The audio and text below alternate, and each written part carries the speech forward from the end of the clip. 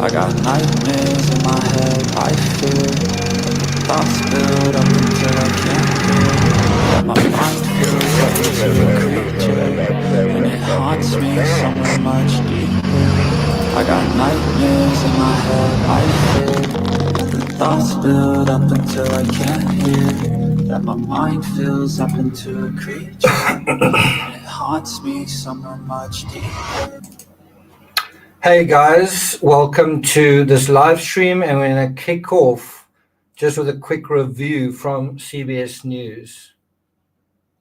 The long-running mystery over the DELPHI murders finally ended yesterday when a jury reached a verdict. Richard Allen found guilty of killing two teenage girls in Delphi, Indiana, a city of just 3,000 people. The victims' families. Audio, right, guys? When the verdict was read, they cried in court. Ian Lee was inside the courtroom. He has more.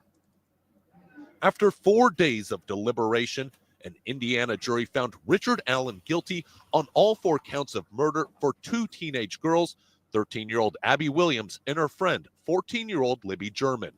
So that 4 days of deliberation sounds quite long. Come on. But it was, in the end, only, I think, 19 hours, 17 hours, something like that. Still is quite a long time.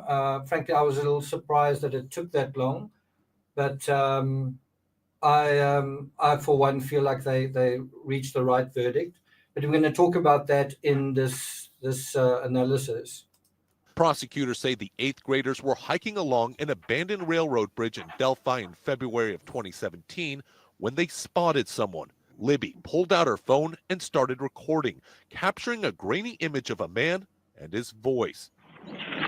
Now, one thing that's always been incredible about this case is the idea that the victim took out her phone, recorded the perpetrator walking towards her, even recorded some of his words.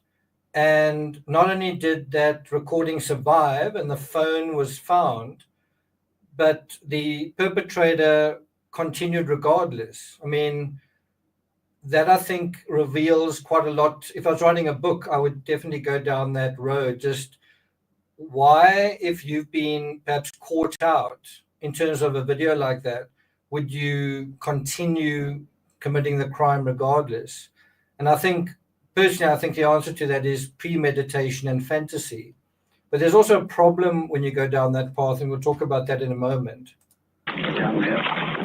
Prosecutors say that man was Allen, who then forced the teens down a hill and slit their throats. It took 5 years before authorities arrested Allen. During his trial, jurors heard dozens of confessions to the crime Allen made from jail. But his defense argued those confessions were under duress, a result of him being placed in solitary confinement for more than a year. There was a fair amount of questionable evidence, and there were some significant weaknesses in the state's case. So I thought a not guilty verdict was a real possibility.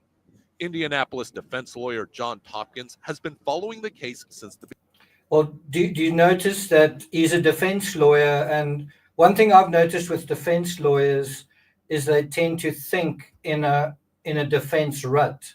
There's certain YouTubers that are also lawyers, and they tend to think in that same rut. They don't seem to be aware that when you dealing in true crime, you need to kind of give it a bit of a balanced view. But defense lawyers tend to gravitate to the defense case. Beginning, he says some of those weaknesses include a lack of DNA or forensic evidence linking Allen to the murder scene. How strong of a case does the defense have for an appeal? I think there are several very big issues that could potentially reverse this conviction. Allen, who will most certainly appeal, will be back in the courtroom on December 20th for sentencing. He faces up to 130 years in prison. So just to be clear, Richard Allen was found guilty on all charges. Thank you very much. Right? And we're going to go just to a little bit of additional coverage. Let's just close that and bring this up. This is from one of the reporters covering this case from WTHR. And this is just some footage of them clearing away the barriers. And I have to say, having traveled to Europe, I was at the Vatican, I think 2 days ago.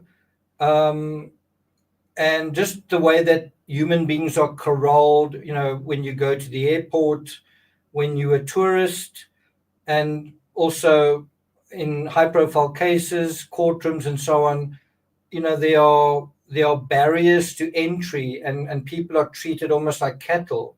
But let me ask you a question, and I'm going to get to the discussion about this case. Let me ask you a question. Do you think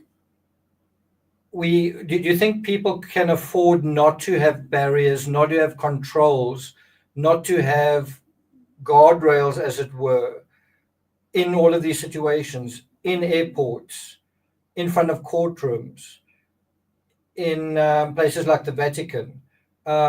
If you took all of those barricades away, what do you think would happen? If you just took the barricades away, would you say, oh, well, it's a free society, that's exactly what we need?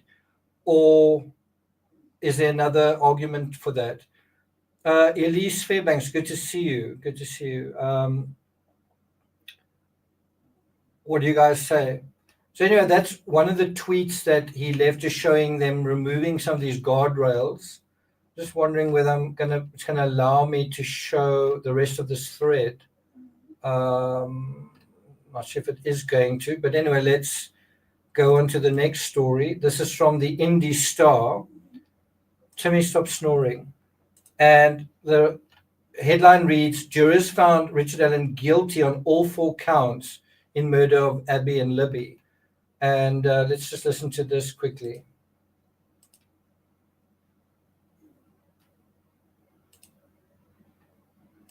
Not sure what's wrong.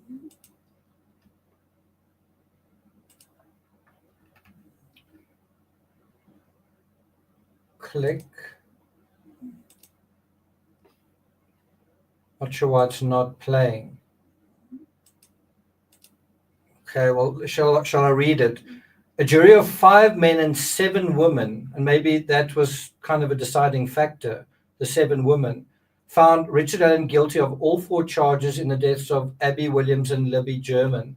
The jury convicted the 52-year-old Delphi man of 2 counts of murder and while kidnapping the girls. Think about that part as well, that there is a kidnapping aspect. Now, you might say, I think the whole unspent round and the fact that it was traced to his firearm is totally irrelevant, but it's not, because how could one man gain control of 2 young girls remotely without touching them, without kind of physically controlling them? The answer is with a firearm, pointing a firearm to them and saying, guys, down the hill, right? The long-awaited decision in one of Indiana's most high-profile murder cases comes after more than 7 years of investigation. And unfortunately, those 7 years came with a bit of a cost. During that time, a lot of speculation. Towards the end of that period, people were jumping on the bandwagon that it's Odinism. And I even saw a report up, and I believe it was this one, the one that we looked at his Instagram, sorry, we looked at his Twitter, sorry, not Twitter either. We looked at his X a moment ago. I seem to remember he was saying that they showed pictures of the victims, and he thought that he recognized in the configurations of the branches certain shapes. And that was like a head slap moment to me. I mean, I wasn't in court, so I can't say whether he had a point or not, but I couldn't help thinking, dude, I wonder what you're smoking, because any branch lying on the ground is going to be, because branches are by definition straight lines, and if you put 2 branches, it's going to have a little bit of that look about them. And if you put that thought in somebody's mind, then I think it creates almost an inevitable temptation to go down that thought, if you don't know any better, put it that way.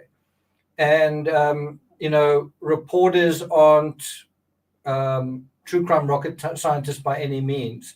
Some are, some who have written books, some who are often in the courtroom are, but typically, they don't really know how to be guided by evidence.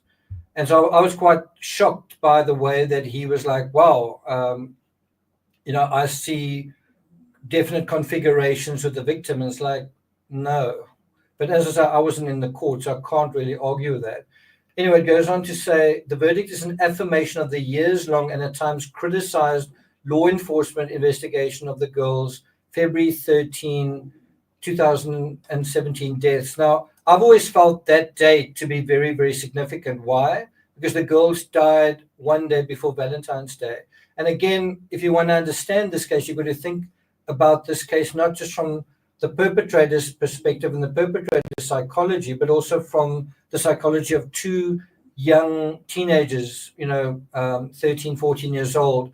What is going to successfully lure them anyway? Well, something like Valentine's Day, a hot guy that has shown interest in them, getting up to some mischief in the woods, perhaps smoking marijuana or something like that. And who may have preyed on that psychology, and who would know how to prey on that psychology? Well, what about a father of a similarly aged girl? What about someone who's at the time, I think, 45 years old, right? It also says that the jury's decision is unlikely to be the end of the case, as Alan will most certainly appeal. And I think that's fine. If he wants to appeal, that's fine. Think about the Karen Reed trial that's being appealed, and we'll see what happens. Unfortunately, certain cases aren't appealed when I think they should be, like the Alec Baldwin case. Anyway, before the verdict was announced, Special Judge Frances Gull asked everyone in court to keep their composure. Regardless of what the verdict is, she said some people will not be happy. And so I want to look onto this channel, the poll, and just see what you guys have voted for in terms of does the verdict make sense and does it voted for? Just have a quick look.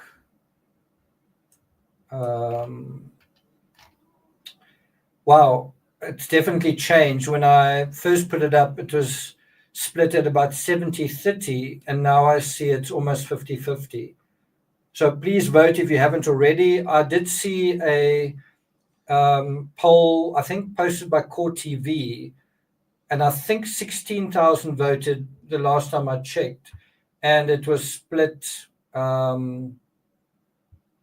something like 2/3, if not 3/4, supporting the guilty verdict. So I'm quite surprised to see almost an even split here. And I mean, even if it was 70-30, a quarter of you saying, well, I think there's a lot of reasonable doubt, I think would be a dangerous scenario for a jury. And that's something I want to address. So that is what we're going to address. If I was a cynical, opportunistic, money-grubbing YouTuber, I would look at the poll and say, oh, 50% of you think guilty and 50% say not guilty. So I'm going to go with the flow and kind of pretend to be, I don't know, maybe he isn't guilty, maybe he is, and sort of play both sides. But I'm not going to do that because I had an opinion on this case since the beginning. I've actually traveled to Delphi. So we're going to talk about that, and hopefully some of you I can challenge your thinking, and some of you who said he's definitely guilty, maybe I can just reinforce, maybe not sure why, but I can just reinforce that to some extent as well. Because I do think it's important to be able to explain beyond why you feel one way or another, kind of in a scientific way. So that's what we're going to do. Well, right now it's exactly, excuse me, it's exactly 50-50. Exactly 50-50. One more vote may change the balance. Let's have a look. One more vote may swing it the other way. Al Time says, not him, I'm sorry. I'm not quite sure why you're sorry. Brian says, I just used common sense and followed the facts.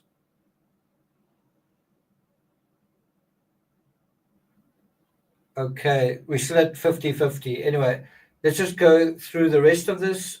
There was a gasp followed by quiet sobs from members of Libby's family after the guilty verdict was announced. Now, I think you've also got to ask, what do you think Libby's family thought? Do you think Libby's family thought that Richard Allen was guilty? And if he was found not guilty, how do you think they would have felt about that? If you were Libby's mother or father and you were sitting in court, would you have wanted Richard Allen to be found not guilty?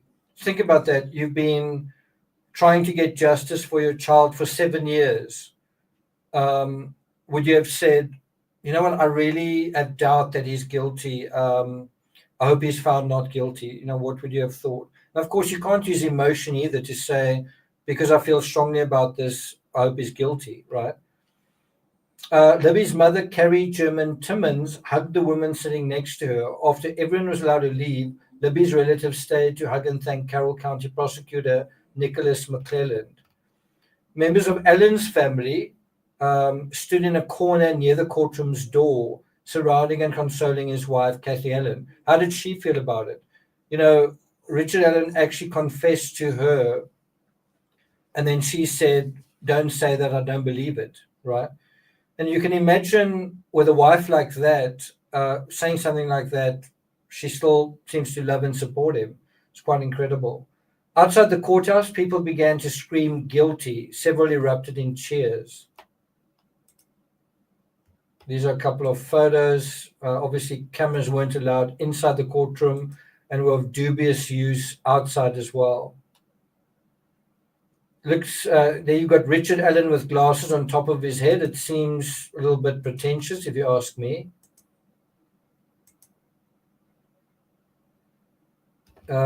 Let's see if we can access that video. I'm not sure if it's needed time to load.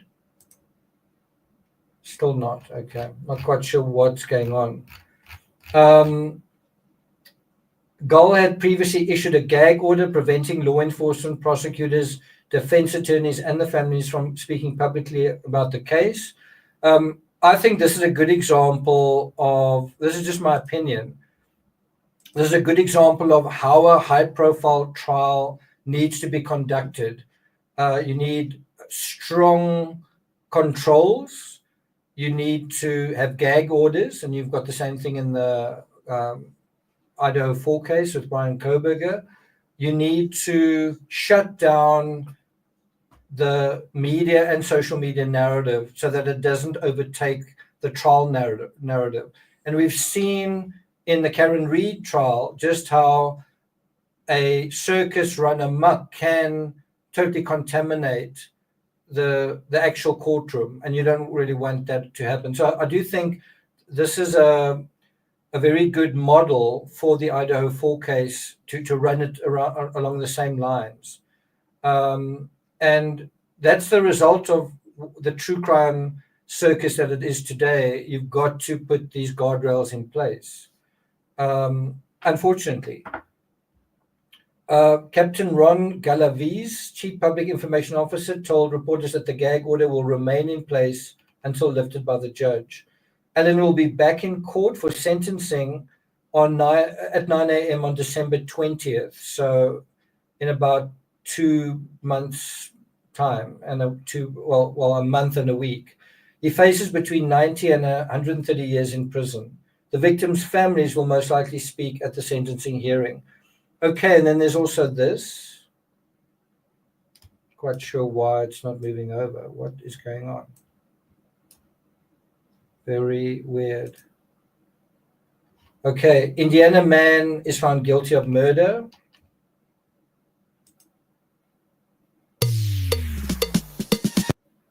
Just go through that ad.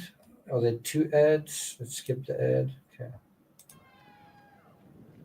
There's just some footage.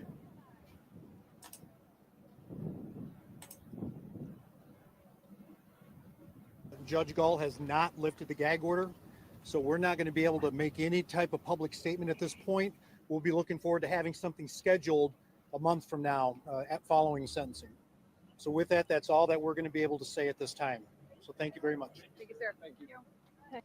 And as you just saw there, that image of Richard Allen isn't from that day. It's from a long time ago. And then there's this from the Indy Star: Odinism, confessions, alleged judicial bias among issues Richard Allen could raise on appeal. I guess that's not going to come up. Okay. I do want to go through the affidavit. It's only 8 pages long, but I kind of want to start sort of addressing the details of this case firsthand, and then we can kind of go back to that. But I do think it's important just to anchor ourselves in the evidence of the case and then kind of recenter ourselves, right? Okay, so Ellie, good morning. Good to see you. Brian says 0 chance on appeal. Sally says there are too many variables that can destroy DNA, especially weather. What about water, such as the river water? Teacher's timeout says the police did a sloppy job. However, that does give them a get out of jail free card if he did do it. Do you want him living in your neighborhood? Interesting point. Elise says, yes, they don't always find DNA at murder scenes. Do you guys know if they found DNA in the Kate and Armstrong case? Do any of you know that? Because I'm going to use that as an intertextual example.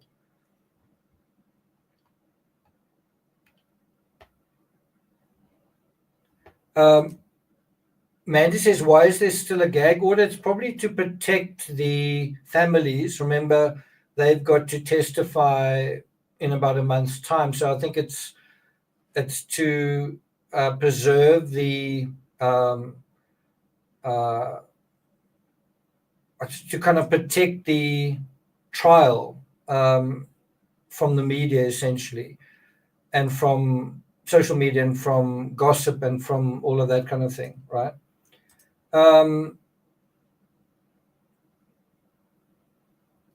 So I'm going to go through a list of, and this is my opinion, of aspects that I felt was important, and then also aspects that were surprising to me. And then we can talk about that and let's see what you guys think. Just have a quick look again at the poll. Now 52% say there's lots of reasonable doubt. Okay. So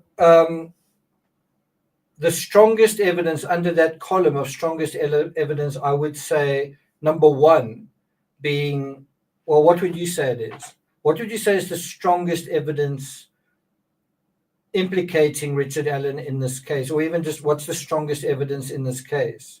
See what you guys say. What is the strongest evidence in this case?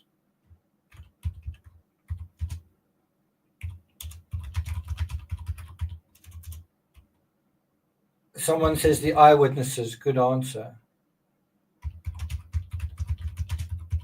Sybil says confessions. Sally says his first confession with a white van. Okay. Rookie says the confessions of Richard Allen. Marlene says, I don't think any evidence is strong. Okay. So what do you think is the strongest information that takes you in any particular direction? Sally says picture on the phone. Yeah, that's right, Mandy. Very good. They found DNA on Mo's bicycle seat. So when Caton carried it out, and that was a fatal mistake that Caton made, which was obviously emotional. She didn't only want to kill Mo Wilson, she wanted to throw out her bicycle as well, right? Probably to kind of make it look like a burglary, but as well. And that's really what I'm looking for, is that he put himself at the scene, right? For me, the strongest evidence by far is that Richard Allen doesn't have an alibi, that Richard Allen is in the area at the time that all of this happens, right? And I feel like true crime has forgotten about that word, alibi. It's almost like a vintage word. It's something from the distant past. You never really hear someone talking about an alibi. These days, it seems like it doesn't matter. So, like, does Brian Koberger have an alibi? No, but who cares? He was driving around at night. Why does he need an alibi? Actually, not having an alibi at the time a murder occurs is quite a serious thing, because a lot of people do have alibis. They are on their computers. Someone is lying next to them in bed. Cameras show that they didn't leave their home or whatever it is. And so an alibi is a very strong defense, and it's also a very strong thing that not having an alibi is a very strong thing that can be used. Now, I want to talk about this for a moment because I do think it's very underestimated, right? And you can say, well, the witnesses didn't know, the witnesses contradicted one another. We're not talking about that. We're saying, did Richard Allen have an alibi or not? And the answer is no, he didn't. The answer is that, yes, he was in that area that day by his own admission. And this was not a forced confession. This is something he told the police right in the beginning, right? And I think he told them twice. And I think when they asked him, what the hell were you doing there? He said, well, I was looking at fish, or was looking for fish in the river. And I've been there. It is quite a shallow river, and it is quite, the water is fairly clear. So that is a possible, if nonsensical statement, but it certainly is. But you've also got to ask yourself, why is I think, 45-year-old man walking by himself in this sort of terrain? And then ask yourself, was any other man walking by himself in this terrain, right? And I've just come from a trip to Europe, and it is, and I was often walking through certain areas, tourist areas or whatever, and typically people are in groups. They're either a boyfriend and a girlfriend, or some other couple, or friends. It's unusual to see someone walking by themselves. It's not that it never happens, but it's kind of unusual. And you might say, yeah, well, sometimes people walk on their own. Okay, but what about someone walking on their own on a Monday when they perhaps should be at work, and then a double murder is committed at that time? Is that any kind of important evidence? And I would say absolutely it is. Absolutely it is.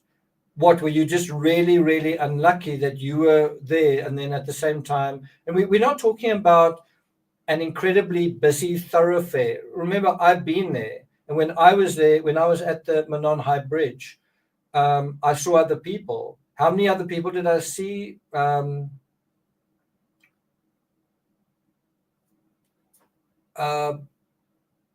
Minimum 4 or 5, maximum 10. And I doubt whether it was that much, but I would say probably around about 6 or 7 individuals, right? And I was there for quite an extended period. I didn't just go there and walk back. If I'd just gone there and walked back, I doubt whether I would have seen more than maybe 4 or 5 people. I can't remember if I was there on a weekday or a weekend. I just don't remember. I could check the metadata of my camera, but I remember when I was on the bridge, right on the bridge, and I turned back, I could see 2 people just about to step onto the bridge at that point. Far away, but just about to step onto the bridge. I also remember going all the way down to the river, which took quite a long time.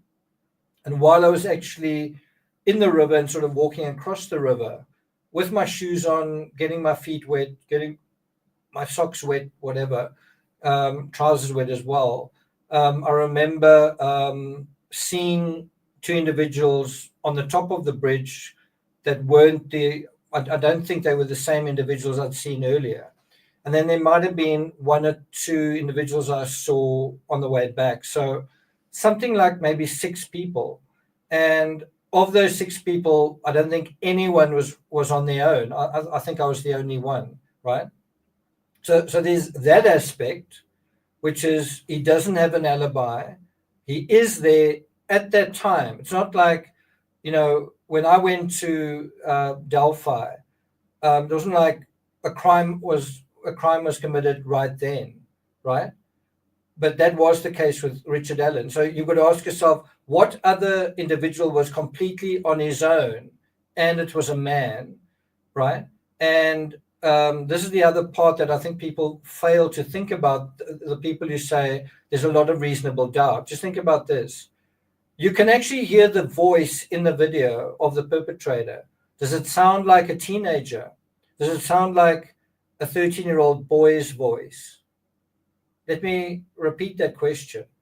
You actually hear the voice saying, guys down the hill, right? There's no doubt that it's a male's voice, right? Does it sound like it's a child's voice or a young boy's voice?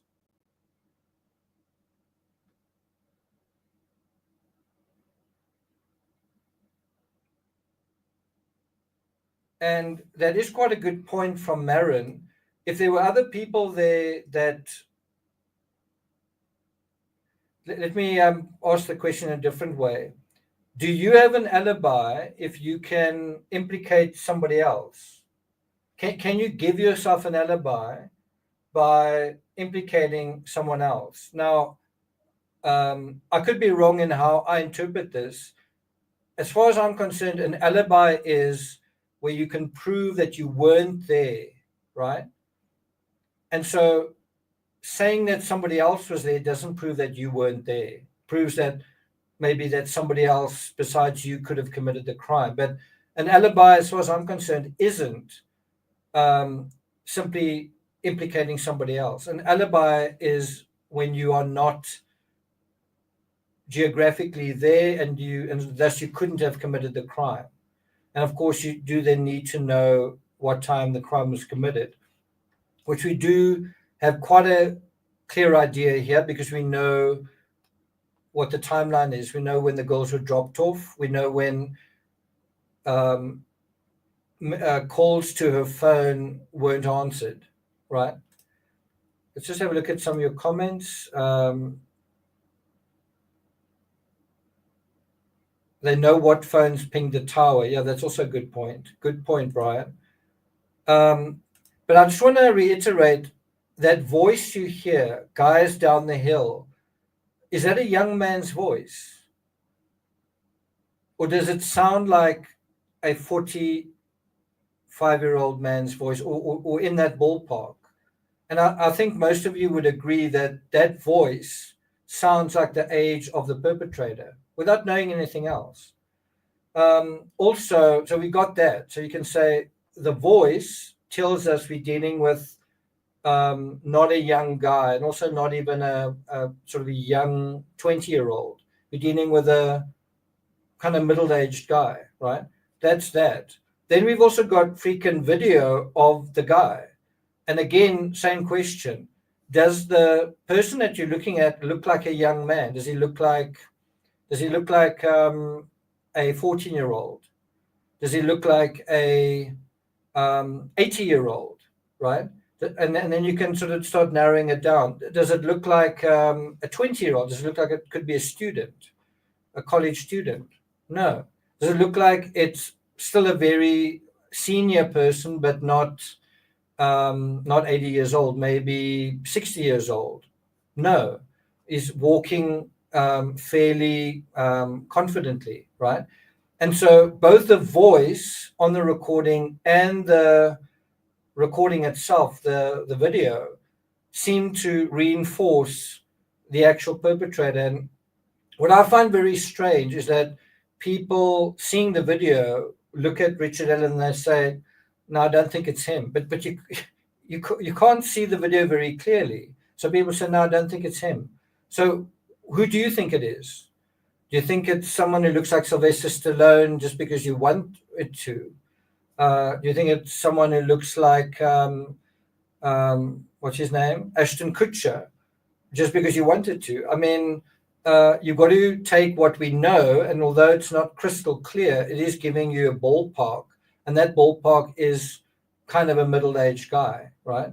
The other thing I think you've got to ask is, and I know it's a bit of a touchy question, but is a predator of this type more likely to be a 16-year-old or a 80-year-old? I mean, why would an 80-year-old go into such tricky terrain, or a local with knowledge and someone who is the age that he was? Just intuitively, and that's not really factual. But what I'm trying to get at with all of this is to say, Richard Allen not having an alibi, this middle-aged man, father of a daughter similar age and appearance to Libby, not having an alibi, that was huge evidence.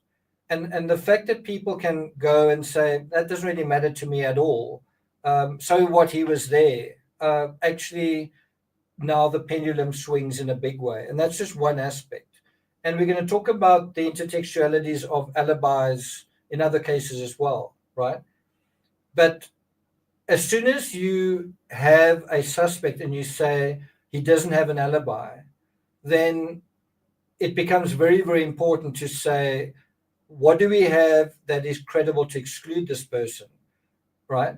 So, for example, if Richard Allen was, say, homosexual, that would be something to think about. Or if he actually had a fishing rod with him, that would be something to think about. Or if he had made a call to meet someone there and that person hadn't pitched up and he had that text message, that would have been something. But he didn't have any of those things. And so you've got to ask, why did he go there? What was he doing there? And also, why did he park where he parked? When I went there, I parked in the public parking. Why didn't he? And let me be clear, to park in the public parking means that you would walk the conventional path to the bridge, which is what everybody does, and you walk back, and that's the way that most people do it. Why on earth would you end up on the bridge, but you parked kind of somewhere else, which is in a way kind of counterintuitive? Why are you in a way hiding where your car is parked, and why is your car parked in a strange way? Also, if you were walking on the bridge, why do you end up walking in a different way away from the scene? Why didn't you just walk back the same way, right? And I think it's these simple things that people just don't think through. Because, I don't know, you've got whatever scenario in your mind, and I've only just touched on one thing, alibi. Just that one thing. And we're going to go to other things as well, but I'm simply saying that the alibi aspect is incredibly important here. That already almost makes up 50% of this case, right? That's a huge number. It's not nothing. That's almost like saying you made 50% of the prosecution's case just with that. He doesn't have an alibi. And you might say, no ways, I think you're really exaggerating. But it's not an exaggeration. Because if you say he doesn't have an alibi, who else is your suspect that doesn't have an alibi? There were other kids there that day. Why do they need an alibi? I mean, why do they need to be defended? They were in groups. They weren't alone. What is this man doing alone where he is? And again, did anyone else walk that way and leave a different way besides this person? The witnesses aspect is also strong evidence, but I think it's tricky because you need to know how to interpret that. So one person will say, that person saw that, and so I totally believe them, and so it wasn't Richard Allen, so he's innocent. That's not how witness testimony goes. Witnesses, especially when you have a case 7 years later, especially if people are interviewed more than a week later or a month later, they start to be influenced by what other people say. They start to be influenced by memories and imagination. And so that is always the damage and the danger when a case is heard later on. And sometimes witnesses make mistakes, right? So I would say the witness testimony here is actually very strong. And it's not strong in terms of the specific micro detail, but it's strong in terms of things like a man was seen, a man, not a group of Odinists running around together carrying axes and sticks. A man was seen with, I think, blood on his trousers and mud on his trousers, and he was wet. All of that stacks up with the actual crime scene, right?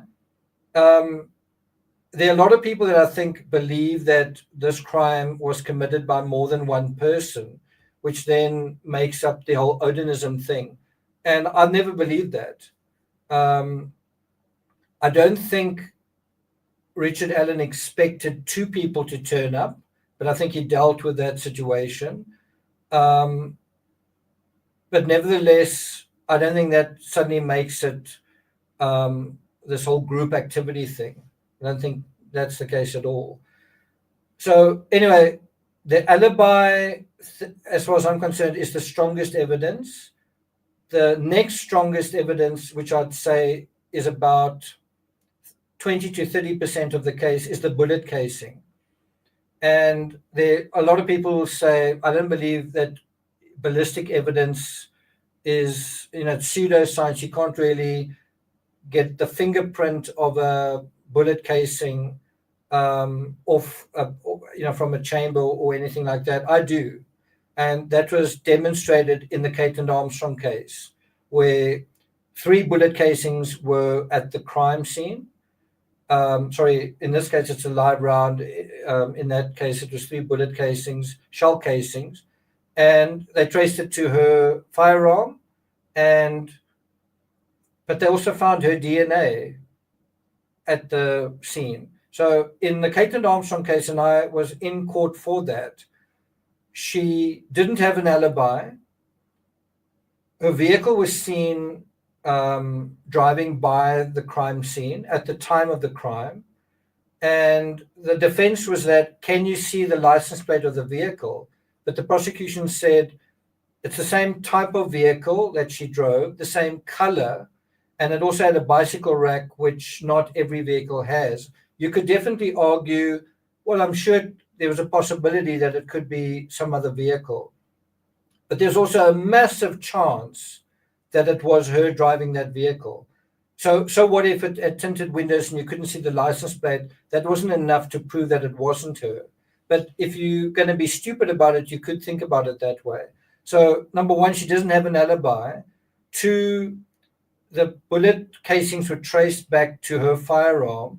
3, her vehicle was seen in the area. And if you don't like me saying it that way, you could say a vehicle very much like hers was seen right at that time on Ring doorbell cameras. And then number 4, she had a motive. And number 5, her DNA was found there, right?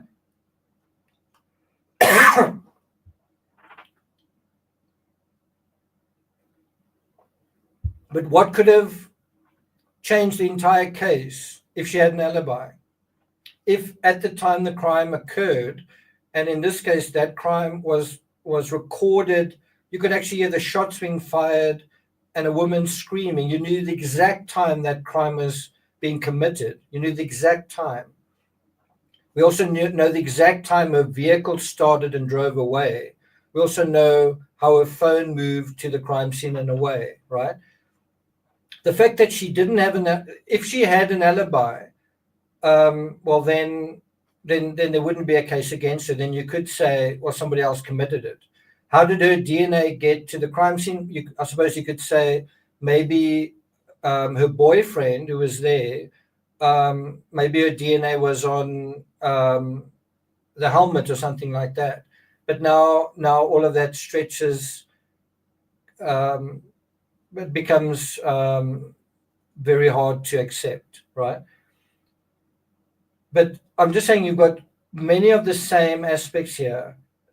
No alibi, ballistics, and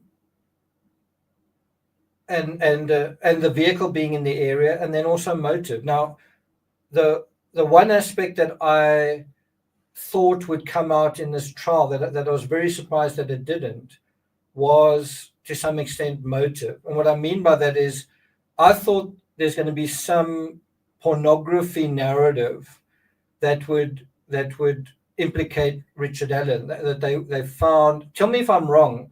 Did they find any pornography on Richard Allen's, any of his devices, on his phone or computer or anything like that? As far as I'm aware, they didn't.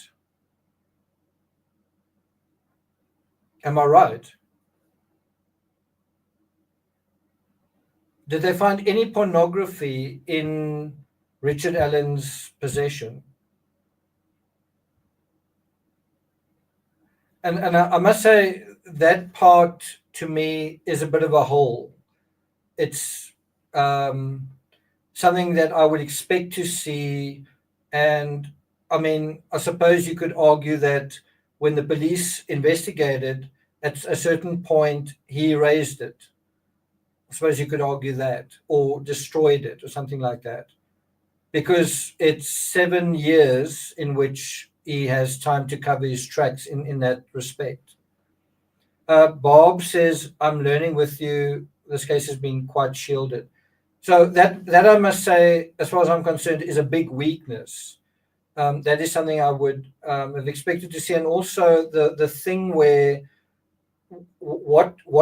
besides the crime itself, what connected Richard Allen to the victims? Because I believe it was premeditated. I believe he expected to see them there. They expected to see someone as well.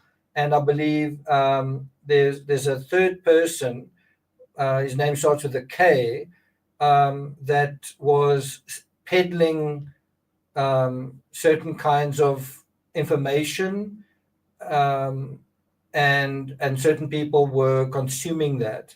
And unfortunately, I thought that narrative would come out at trial, and it didn't, for reasons that I'm not sure I completely understand.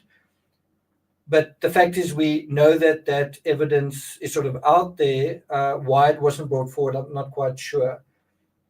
I don't know whether it's a sort of thing where the evidence was provided in exchange for protection, or in other words, it was given with a quid pro quo to it. I don't know if that's the situation. I just don't know. And so the other weak evidence for me, besides there not being any pornography, is no DNA, right? And I think people also get stuck on that.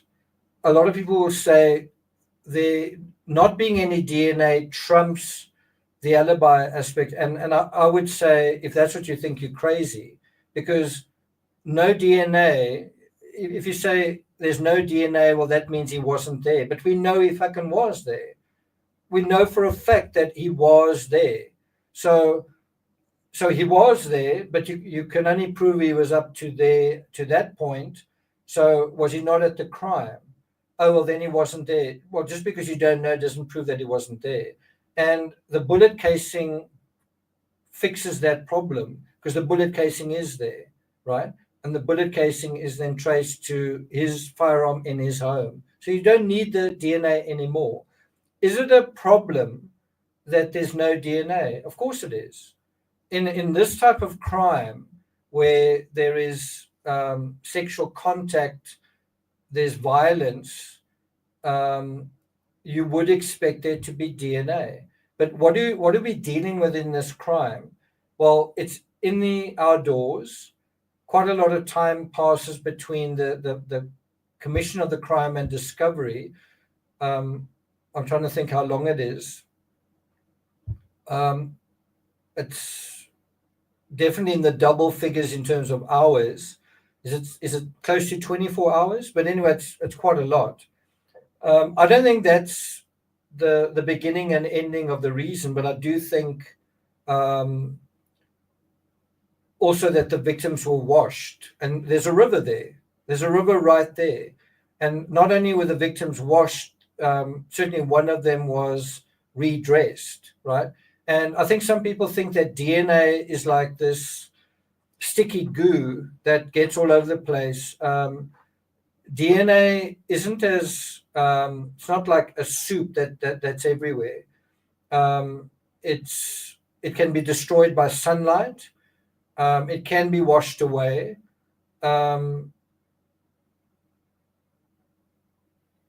So yeah, I mean, it definitely is. But I'm just saying that was an unexpected aspect to this.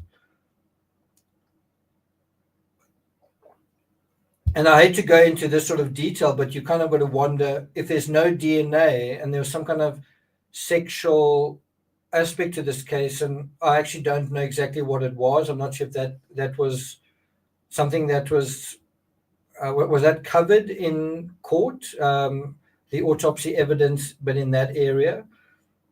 I'm not quite sure how you would commit a crime like that and not leave behind DNA. I think there's certain ways, but yeah, it's kind of hard to say.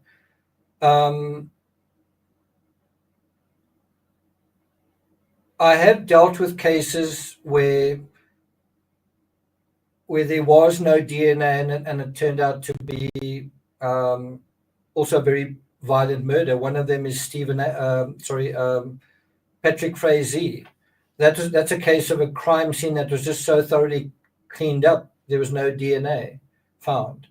And what they did find was just some cadaver traces outside. This is the only thing they found, and a small tooth fragment. So is it possible to thoroughly clean up a crime scene? Yes, it is.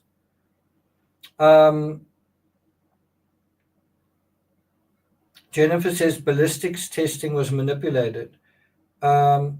The Flaxen Being says Abby wasn't redressed. The blood was underneath her. She redressed herself. Well, I don't know where you got that information. Koberger only had a tiny bit of DNA. It's not uncommon. Koberger left only DNA on the knife sheath and the crime scene was a bloodbath. That's a fantastic point. That's a fantastic point. I mean, you would imagine there would be so much DNA with kind of a person-on-person altercation. But you know, if you're wearing the right kind of clothing, if you've got gloves on, you know, some of those nitrile gloves, we know you had a mask on. That is going to some extent insulate the crime scene, insulate the perpetrator, right? So I want to come back to what did I write here? So yeah, another thing that was frustrating and that I think counts against the prosecution's case was the witnesses as well, that they frustratingly couldn't just sort of say that's the guy that we saw that day. You know, but I mean, if you had to ask me, when I went to the bridge, can I identify the people that I saw that day? I'd probably say I probably can't identify any of them.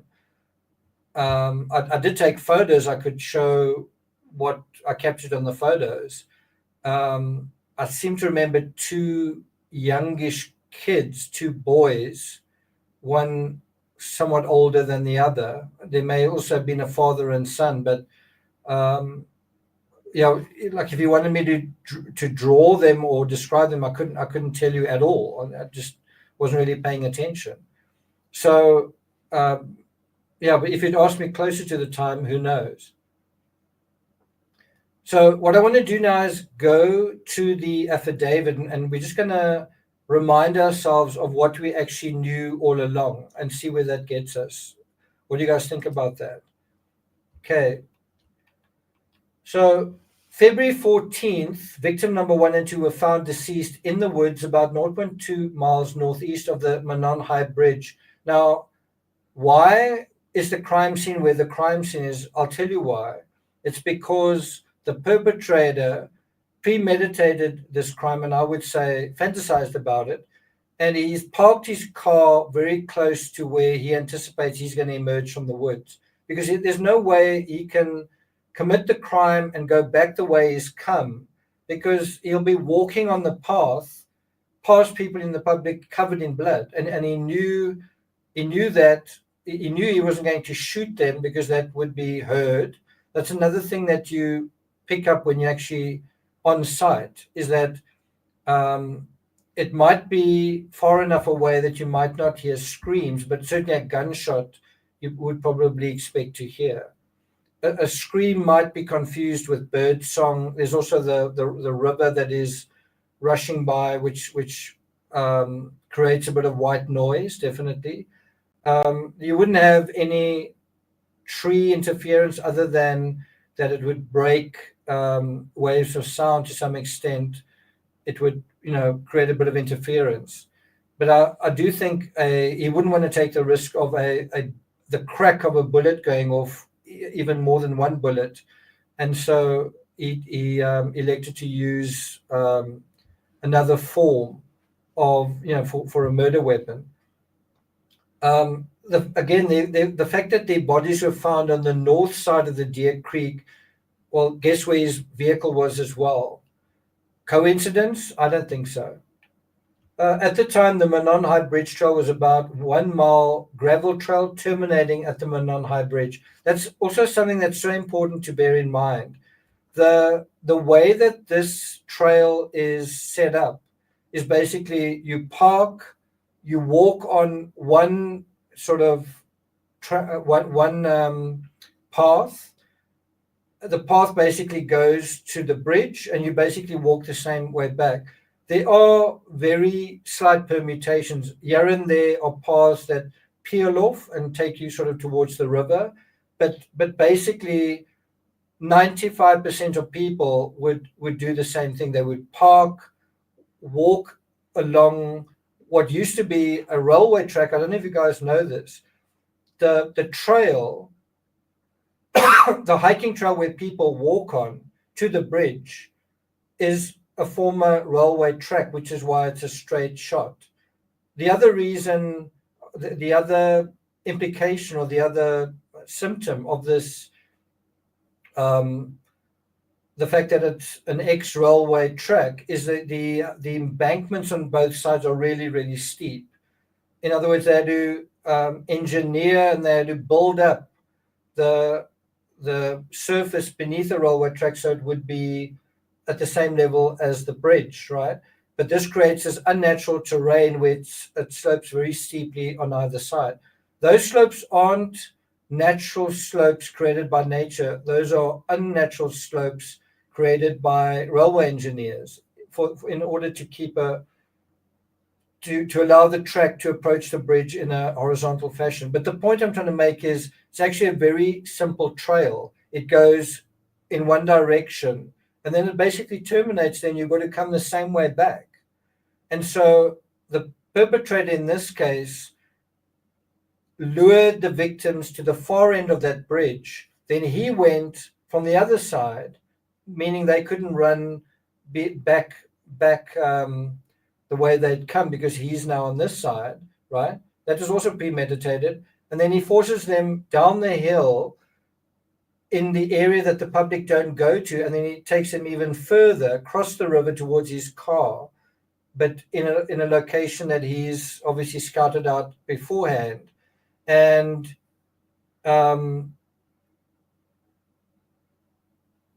what I'm trying to say is, given the setup of the trail, the crime makes quite a lot of sense in how he's executed it, because it's not like he just went off the trail and people are going to be walking back and forth.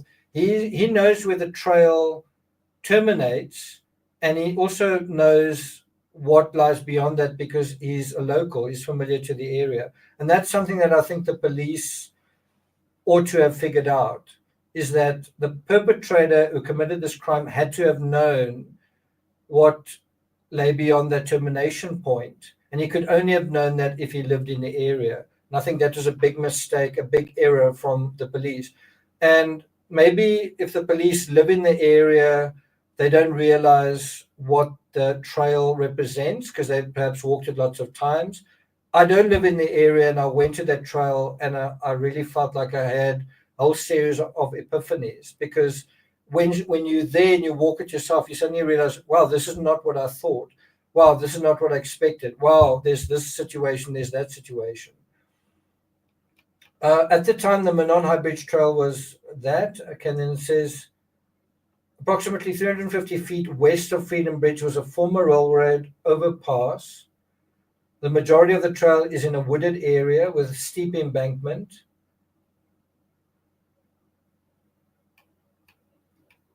Through interviews, reviews of electronic records, and review of video at the Hoosier Harvest Store, investigators believe victim 1 and 2 were dropped off across from the Mears Farm at 149. The Mears Farm is located on the north side of County Road 300. A video from victim 2's phone shows that at 2:13 p.m., victim 1 and victim 2 encountered one male subject. No witnesses saw them after this time. That's also important. So they see a male and then they're never seen again by anybody. No outgoing communications were found on the victim 2's phone after this time. And incredibly, one of the victims even mentions gun. And that really corroborates, you might say maybe someone tried to frame somebody else. Someone went there after the fact and dropped that shell casing there. I don't think so. There was a gun there, and that's how he used it to control them. Near the end of the video, a male is seen and heard telling the girls, guys down the hill. It's really incredible. Did he not notice a phone being lifted and him being recorded? And it's possible that he didn't, because it's not easy walking across that bridge, because it's got horizontal slats, but very deep, a very like space between them. And if you're not careful, if you don't tread properly, you could trip, you could fall down the side of the bridge, but you could get yourself into serious trouble. So you do actually need to concentrate by looking down, by looking at the railway sleepers. Does that make sense? And while someone was doing that, you could record a video and they wouldn't possibly know about that. Near the end of the video, a male is seen and heard telling the girls, guys down the hill. And it's easy to imagine he's holding a firearm when he does that. That's why they listen to him. Think about it in another way. If he doesn't have a firearm and he says, guys down the hill, they could just say, fuck you, and go past him. Right? The fact that he's got a firearm is why and how he was able to maintain control. So have a look at the poll. 53% say no, there's a lot of reasonable doubt. Okay. Victim 1 and 2's deaths were ruled as homicides. Clothes were found in the Deer Creek belonging to victim 1 and 2, south of where their bodies were located. Now, when I first heard that one victim was found naked and the other one was clothed, I took that to mean one victim was sexually assaulted and the other victim wasn't. But it turns out they both, I think, were, because the other victim was found in the other victim's clothing, which suggests that both victims were naked at some point. If the perpetrator brought along a firearm, one wonders whether he didn't also bring along rope, right? Or wire ties or something like that. Interviews were conducted with 3 juveniles. They advised they were on the Mccann High Bridge. They advised they were walking on the trail. They were trying to go home when they encountered a male walking from Freedom Bridge towards the Mccann High Bridge. They described him as kind of creepy. And doesn't Richard Allen look kind of creepy? They advised he was wearing blue jeans. Well, that's what Bridge Guy was wearing. His hair was gray, maybe a little brown, but he did not really show his face.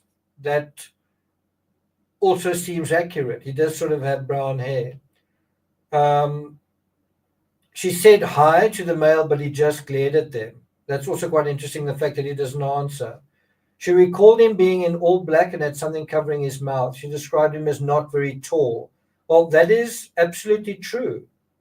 If there's one thing that's a standout feature of Richard Allen, it's his shortness. And so you've got one witness definitely getting that part right.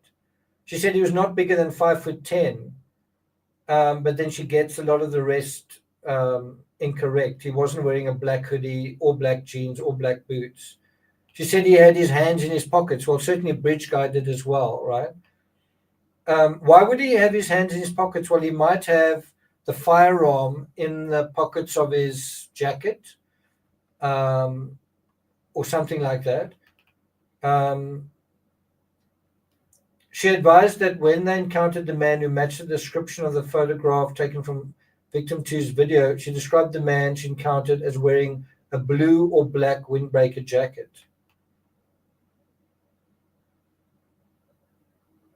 She advised her head came up to approximately his shoulder. She said hi to the man, but he said nothing back. She said he was walking with a purpose, like he knew where he was going. That makes sense. He had his hands in his pockets and he kept his head down. That also makes sense. And again, this is a similar scenario to, think about it. If you have premeditated a murder and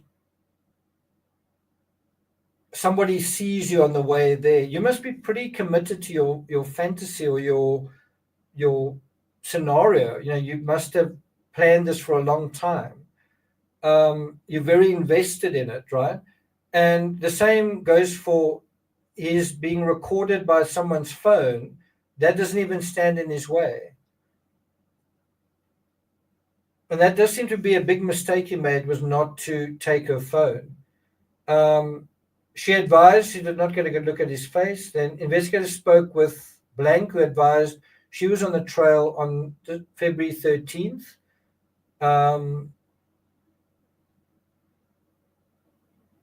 There were no other cars parked across from the Mears farm. She described the male as a white male wearing blue jeans. There you have it again.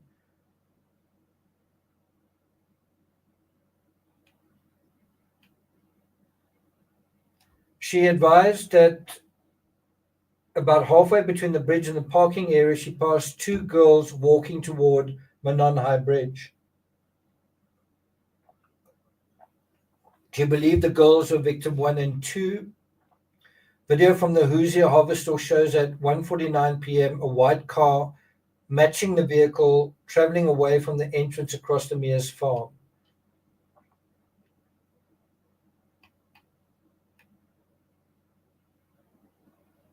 She said the vehicle that was parked where it wasn't strange, but the manner in which it was parked backed in near the building was strange. There, she reiterates, was parked in an odd manner. Investigators received a tip from someone in which he stated he was on his way to Delphi.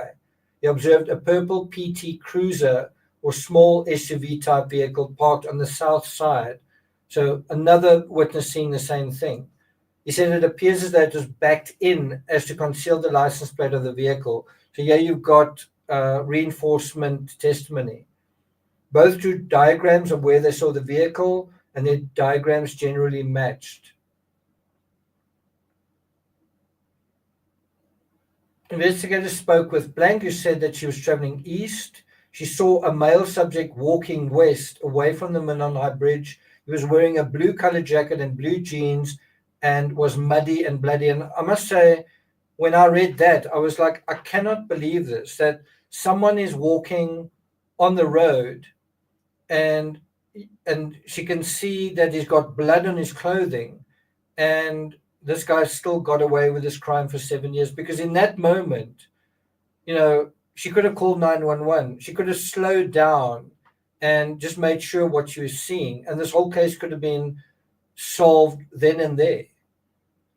She stated further that it appeared he had gotten into a fight. Investigators were able to determine from watching the video that this vehicle was traveling at about 3:57 p.m. So the crime had already been completed at that point.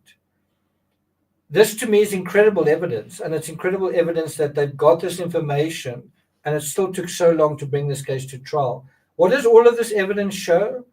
Well, that Richard Allen doesn't have an alibi, and worse, he's dressed in jeans, he's at the Menon Bridge, and he emerges covered in blood, and then he goes to his vehicle.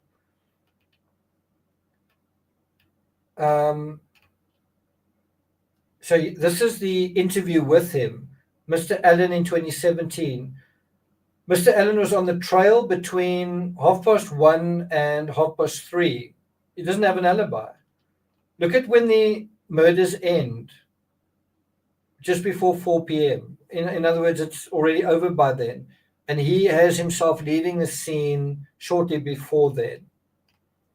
It should actually be Mr. Allen was on the trail between 1:30 and 2. He parked at the old Farm Bureau building, which I think should be the CPS building. So he gives partially correct information. He was actually parked at the Child Protective Services building, which is quite ironic given what happened here. He saw 3 females. He noted one was tall and had brown or black hair. He did not remember, nor did he speak with them. He did not. So there's a Freedom Bridge, which is metal, and I think it's like a light blue, kind of gray color. That's at the beginning of the trail. And then the high bridge is at the other end.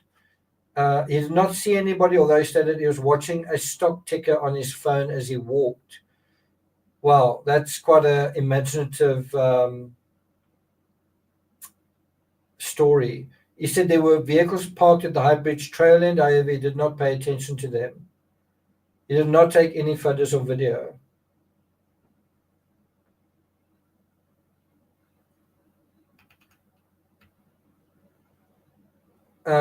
Investigators believe Richard Allen was referring to the CPS building, as there was not a Farm Bureau building in the area, nor had there been.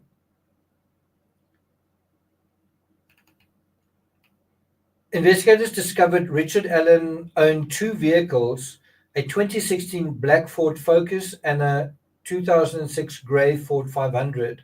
Investigators observed a vehicle that resembled Allen's 2016 Ford Focus on the Hoosier Harvester video at 1:27 p.m., traveling westbound, which coincided with his statement that he arrived around 1:30.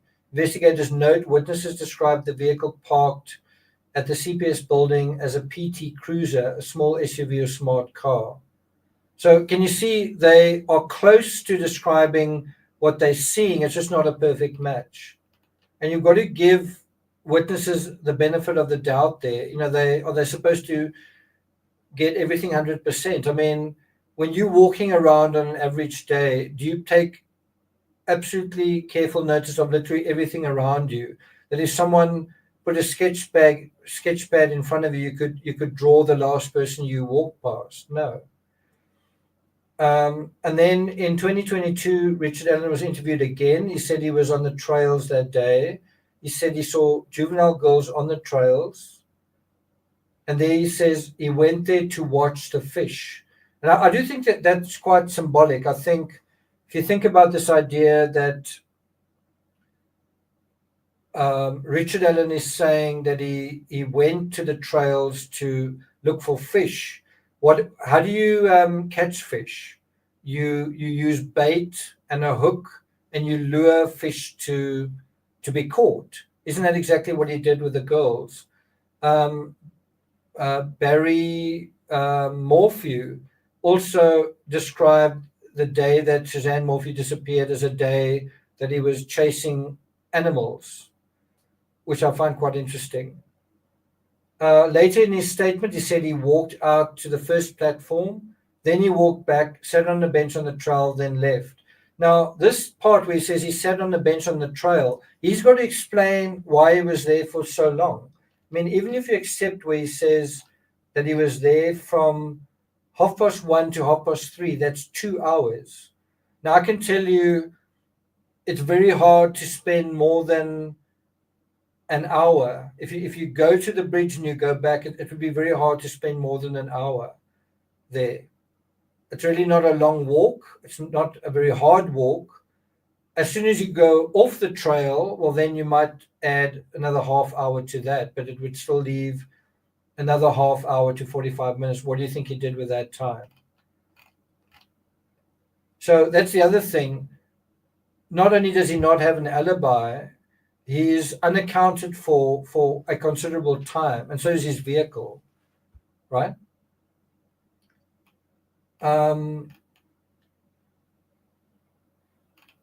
Then he says he told investigators he was wearing blue jeans. Snap. Not only does he not have an alibi, but he looks like the guy who the girls last saw. He's wearing the same clothing.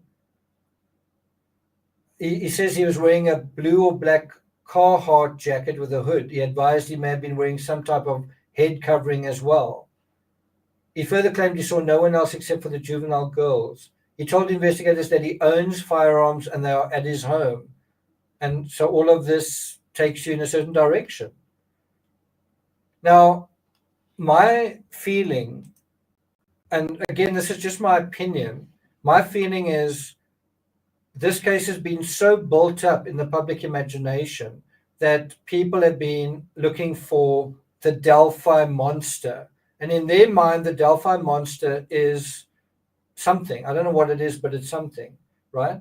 And then when they see Richard Allen, they're disappointed. They see a pathetic, small, silent, weak individual. Let me say that again. Over time, people build up the perpetrator as a double murderer. They build him up in their minds, and they are expecting something. I don't know what, but they're expecting something, right? A monster, right? Then when a suspect is identified, it turns out to be a smallish, pathetic, invisible, nondescript, weak-looking guy. And I think people look at that and they say, that's not really what I want. I want a monster. This guy just looks really pathetic, right? And so they reject it on that basis. But then let me ask you, okay, so if Richard Allen looks wrong, what's he supposed to look like? What's he supposed to look like? Is he supposed to be handsome? Is he supposed to be, and whatever your answer is, you must also ask the question, what kind of person targets children, right? What kind of person does this? And I would say in a without going into a lot of it, someone who is kind of a individual, an invisible individual, someone who himself experiences himself to not have any agency. When I look at this crime, I see someone who wants to feel powerful, but in a sexual way, right? And that suggests someone who isn't powerful in his actual life, in the way he experiences it. And so to me, it makes perfect sense that the perpetrator here looks and is a weak individual. And when he goes to prison, he falls apart because he is a weak human being, right? And so that's one of the reasons why he commits this crime, is because his life is so dull and he feels like he's drowning in the fabric of his own life. It's just very ordinary, right? And I think the same can be said for someone like, well, the Long Island serial killer. I think in the same sense, it's a man who wants to feel powerful and decides that the way he can achieve that is through some kind of sexual conquest. But it's not just that it's associated with violence, because he also wants to feel, I don't know, like male dominance. He also wants to feel powerful as a person. And so those two kind of go hand in hand. And in the Rex Human case, there was definitely that kind of pornography associated with it. And that's why I'm a little bit baffled why that's not the case here.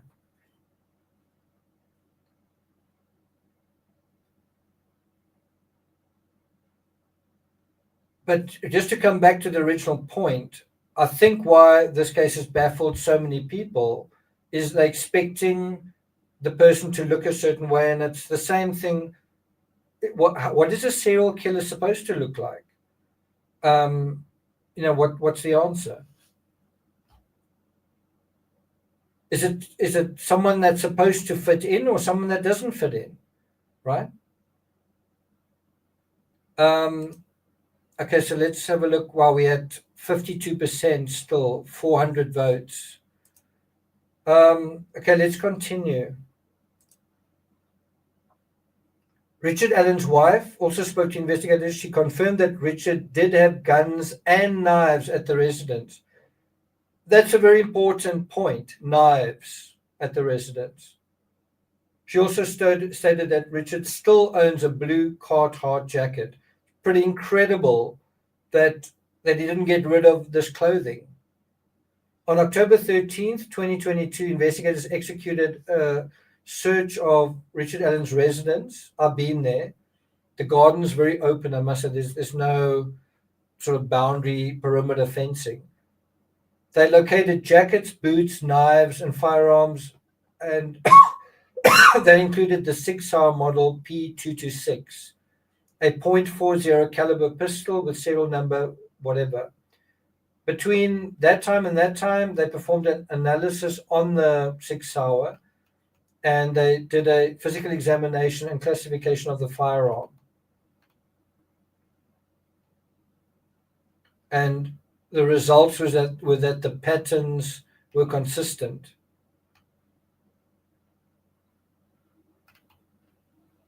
When asked about the unspent bullet, he did not have an explanation of why the bullet was found between the bodies of victim 1 and 2. This is also huge. It's quite a simple thing. Why is there I'm not quite sure how they would have asked the question. Would they have said, why is there a round missing from the magazine? Or maybe he was asked, why do you think there's this unspent round between the victim's bodies? And he said, I don't know. He again admitted that he was on the trail, but denied knowing victim 1 or 2 and denied any involvement in their murders.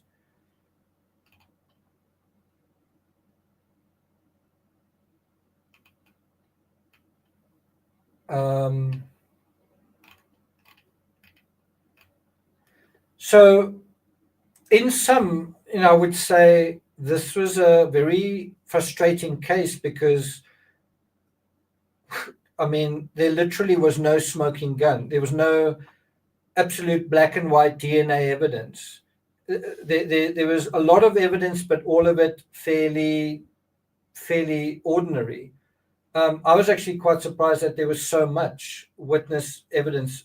A witness saw someone walking with bloody clothing who was wearing jeans towards a car that was backed in, that was a certain kind of car.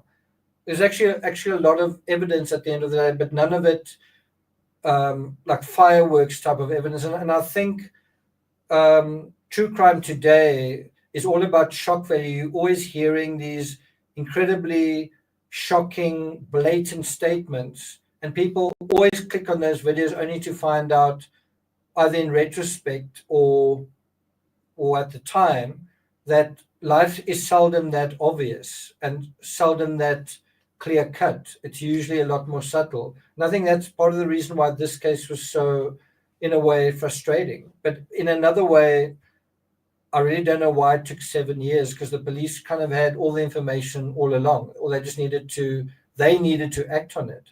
And I wouldn't be surprised if the police suffered from a kind of monster mentality as well. They were looking for some kind of monster that wasn't from Delphi, right? They also were thinking, we're looking for someone who is an absolute monster, but he is not from here. And that's a mistake, because there are monsters among us. And people who are really not happy, but they're not going to tell you why they're not happy. They're just living lives of quiet desperation. And some of these unhappy people turn to criminal psychology overtake them. It's finding yourself in a dilemma. I'm an invisible person. I want this feeling or experience, but I can't have it. Well, how am I going to cheat my way out of it? I mean, there are different ways to deal with that. Like, what can I do to get this feeling that I want, or this experience that I want? What can I do? And one person might say, that's never going to happen, because I'm just not that kind of person. This is who I am. That's never going to change. Where someone else might say, I have the potential to change who I am, so I'm going to work on myself and whatever. In other words, I'm going to be part of the solution, or I can be part of the solution. Where someone else might say, I'm cursed, there's nothing I can do, I'm powerless, and so I'm going to cheat my way out of this by doing something that I'm not supposed to do.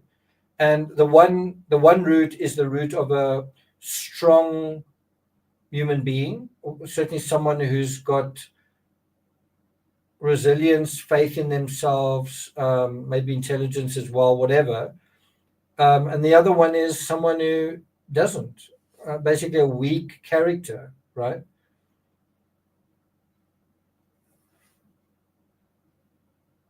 Andrea says, one of my first thoughts was that people do not believe it's Richard Allen because he does not look like whatever they imagine in their heads. Yeah.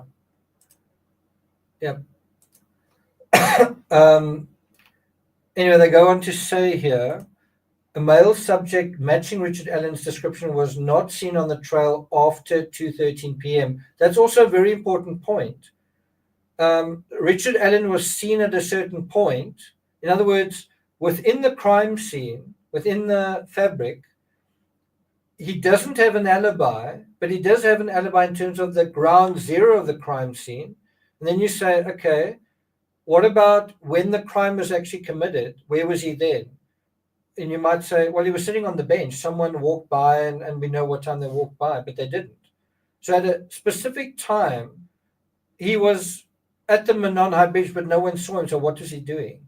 And that brings you right the fuck back to, does he have an alibi or not? And just think about what we're talking about. There are 3 or 4 people in this sort of area, and how many of them are school kids? And how many of them are females? And how many of those people that you knew were there fit the description of bridge guy and can speak in that male voice? Nobody except one. And that one is Richard Allen. And this is the part that I find confounding.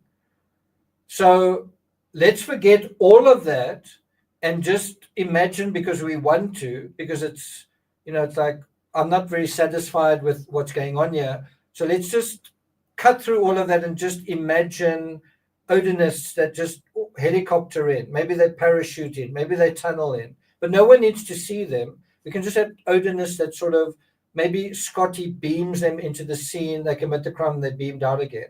Right? And it's like, so you've got all of this information, but you're going to throw all of that away. And then you're going to rather just believe something else because you want to. And then you say, no, I'm about following the evidence.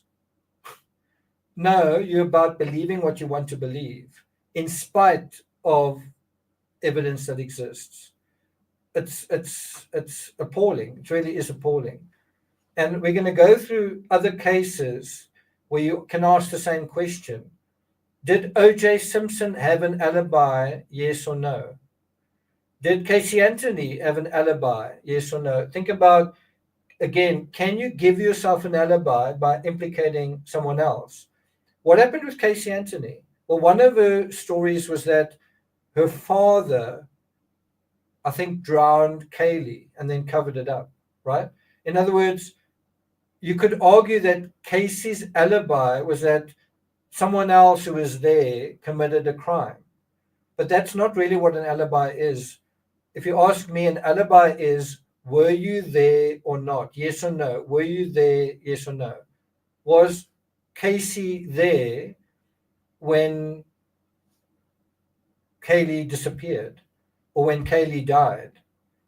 And so even if her father did in this scenario commit a crime, which I don't believe he did, but the question still remains, was Casey there? Yes, she was.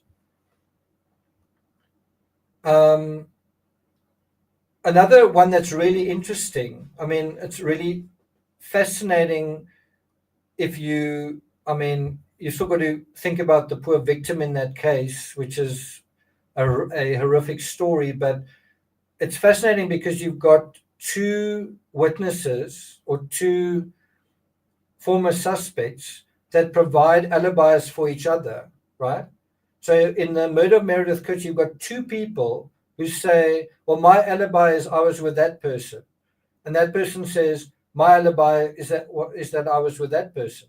So this person's alibi is this person, and this person's alibi is this person, right? And that should have been the end of it. It's basically, do you have an alibi? Yes. What's your alibi? I was with this person. Great. What's your alibi? I was with this person. But then guess what happens? At a certain point, one of them says, you know what, I actually can't say for sure if she was with me all night. And so when that happens, both of them lose their alibis. As soon as he says, well, you know what, I can't really remember if she was with me. Well, now it's not only that she's lost her alibi, but he has as well. Because if he was alone, he's lost his alibi and his phone was off, right? And to make it even worse, in response to this, Amanda Knox then said, well, you know what, I'm not really sure if I'm remembering correctly, but something tells me, like I'm just seeing in my mind myself walking to the house and I'm with Patrick and then I heard Meredith screaming. And in other words, in that scenario, she's basically acknowledging the fact that she doesn't have an alibi. But then she would later on say, I can't remember if I dreamed that or not. And so then it reverts back to, oh, hang on. I was with him all night. And he says, no, I was with her all night. And so they both have alibis. That's really the Knox case in a nutshell. But what's really interesting is how alibis can also be manufactured when they're two people. And literally what happened with the Knox case. And I've covered this in my coverage of the Knox case subsequently to say, you might say in the beginning, maybe you're under duress and maybe you got confused. But Raffaele Sollecito, something like 10 years later, went back and said, I can't guarantee where Amanda Knox was that whole night. And this was after he'd been convicted and then acquitted. They were appealing again. I think it was they'd been convicted, acquitted, convicted again. And now there was this last trial coming up. And he was now saying, I think I can't vouch for Amanda Knox. Now, to say that 10 years later, whatever it was, that's pretty incredible. And again, it's quite a simple question. And when I wrote the books that I wrote on the Amanda Knox case, I really had just that one question. Does Amanda Knox have an alibi or not? Simple question. And the answer to that ought to be simple. If you have an alibi, it should be straightforward. Yes, I do. This is where I was, and you don't need to take it any further than that. And all of Meredith's friends had that kind of alibi. Even the guy that Amanda Knox implicated, Patrick Lumumba, even though Amanda Knox said that he didn't have an alibi and that she, in other words, what did I say? Can you give yourself an alibi by implicating someone else? So even in that scenario where Amanda Knox said, I think I was with Patrick and I think I heard Patrick with Meredith because he fancied her and then I heard her screaming. Does that somehow give her an alibi and take his away. Well, what happened was she was basically saying that Patrick was somewhere and she witnessed it, etc. But guess what? Patrick actually worked that night. He was a bar owner. And all he had to prove at the end of the day was that he was in the bar. And guess what? There was a till slip for 10 something p.m., I think, and a Swiss client had a beer. Then the Swiss dude said, I think it was Swiss, he said, yeah, Patrick served me a beer. And then I think the question came up, okay, but why do the till slips only come up after this time? And he said, well, we don't expect people to pay right in the beginning. Everyone pays right at the end, and that's why that was the case. But in the end, Patrick had an alibi. His alibi was he was somewhere else. Simple. And so he was excluded as a suspect after 2 weeks, despite being implicated by somebody else. And so an alibi is incredibly strong evidence one way or the other, either of your innocence or of your guilt. And I have to say, if you don't have an alibi, if there are problems and questions around the alibi, you've got to ask why.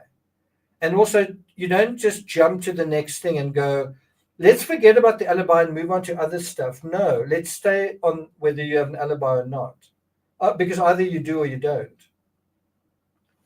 And part of that whole alibi thing is either you've got an alibi, right?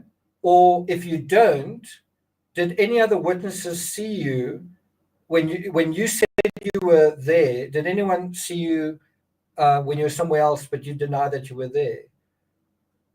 And if that's the case, then do you really have an alibi, or are you lying, right? Andrew says, can we all agree that conspiracies online are not actual evidence? I'm not sure what that's a reference to.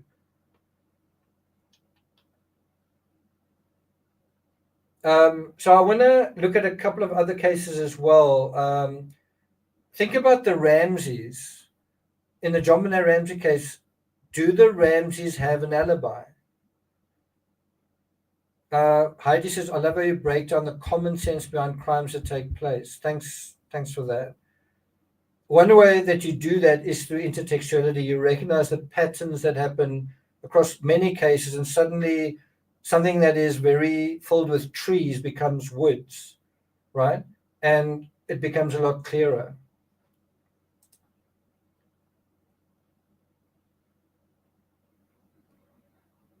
So the question is, do the Ramseys have an alibi?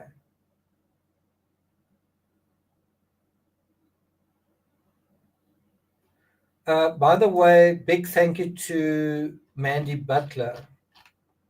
I think that's the one and only super chat for the night, but thank you very much.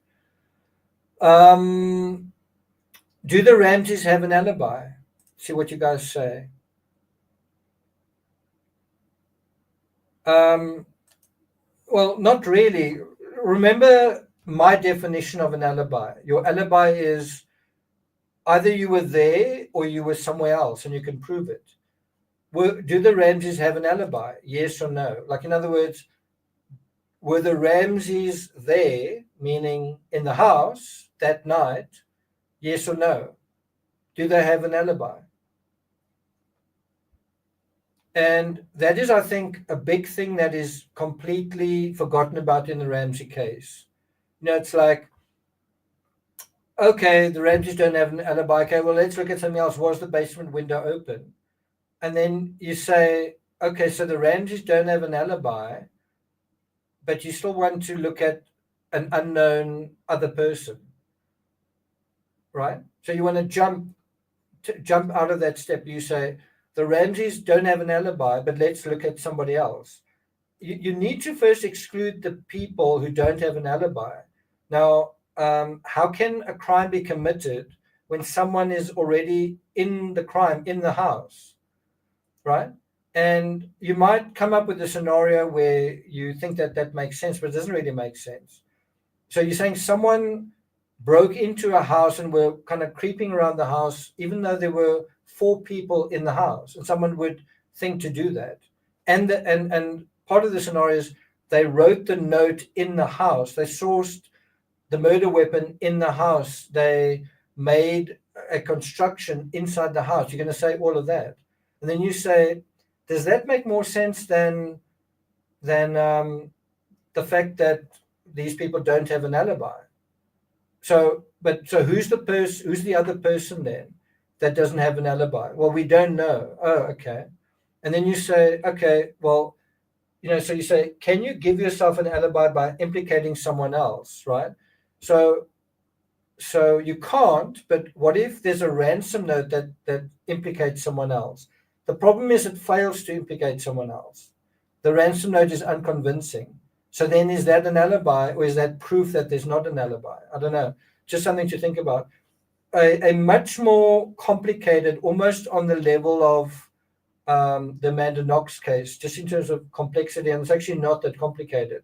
But another case that is similarly tricky, especially if you don't know it very well, is the Madeleine McCann case. And on that simple question, do the McCanns have an alibi?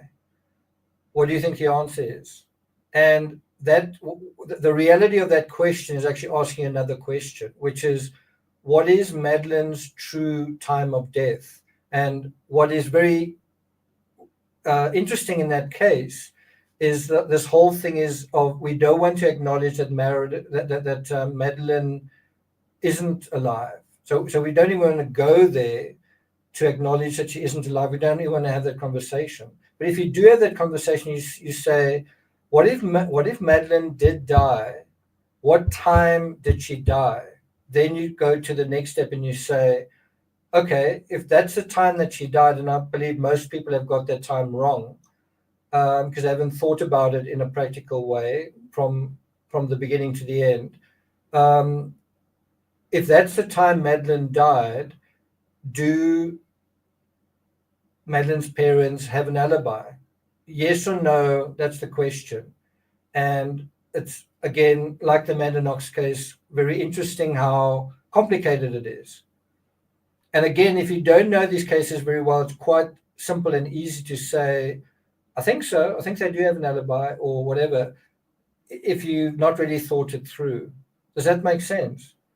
Now, let me ask you guys another question. And this is for,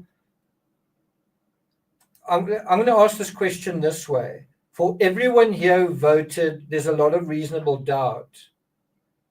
Have you been following the Karen Reed case, and do you think that that's the case there as well? Let me repeat the question. For the 51% who voted, I hope you're still here, who said, no, there's a lot of reasonable doubt. Are you also following the Karen Reed case, and do you think that applies there as well? Let's see what you say. Thanks a lot, Sharon.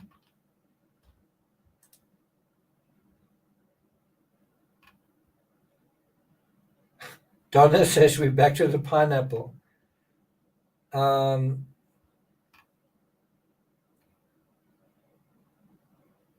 Okay, so there's Erin who says free Karen Reed. So here's my point to make on that. Does Karen Reed have an alibi? No, Erin, I think you're not in the minority. Or I see it's a different Erin. Maybe you are in the minority. I think Erin, I'm with you. I think in that minority. I think I am. So let me ask you the question. Does Karen Reed have an alibi? And let me go back to the thing I've been saying throughout. Can you give yourself an alibi by implicating someone else? Actually, you can't. Not in the strict sense of it. The strict sense of an alibi is either you were there when something happened or you weren't there. If you weren't there, we don't need to talk to you anymore because you couldn't have committed the crime. It's not logical. It's not possible, right? And so you have an alibi, right? That's the strict interpretation of that. Now, can you give the strict interpretation and say, does Karen Reed have an alibi? And if you say, well, can you give yourself an alibi by implicating someone else? Can you just show how corrupt these police men are? Does that suddenly give her an alibi? And you might say, you know what, I wanted to give her an alibi so she has an alibi. But I'm sorry, that is not an alibi. An alibi is she wasn't there, so she couldn't have done it.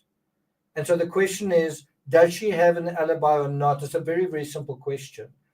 And if you can't answer the question, she doesn't have an alibi, then there's something wrong with your brain, because she doesn't have an alibi.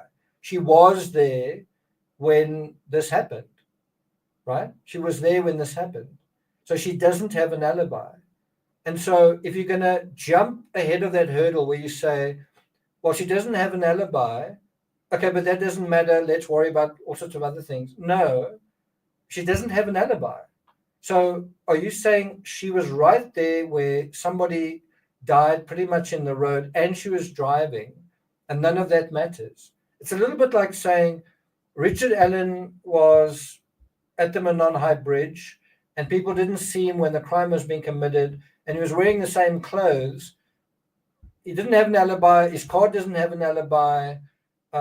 His gun doesn't have an alibi. On and on and on. And you say, yeah, but none of that matters. I think Odinus did it. Is there any proof that they were there? No, but I don't need to do that. I think that's what happened. Then you're not a true crime rocket scientist. I mean, you just don't care about evidence then. You don't care about the proper way of thinking about it. And if I've communicated one thing during this live stream, and maybe it's to the 50% who answered correctly, in my opinion, it is to really think about the importance of an alibi in any crime. Because if you don't have an alibi, then actually the onus is on you to prove how you were innocently in the area against all odds. Like somebody was actually murdered when you were right there. What the fuck were you doing there? And what the fuck were you doing that was somehow innocent? And you didn't really know what was going on, and this is all news to you. Because in a lot of situations, I would say by far the majority, when someone doesn't have an alibi, when someone is where somebody dies, especially if you by yourself, then can you explain why you were there? And is it a very simple explanation, or can't you explain it? And if you can't explain it, then there's a very strong case against you already, just by virtue of the fact that you don't have an alibi. That's really the point I'm just trying to emphasize here. Sharon, thanks a lot, Sharon. Heidi says Karen was highly intoxicated and angry. So that brings me to one other thing I want to talk about. Can I have a show of hands here? How many of you guys are interested in the Amanda Knox case and want me to talk about it briefly? I just want to touch on something that I haven't spoken about.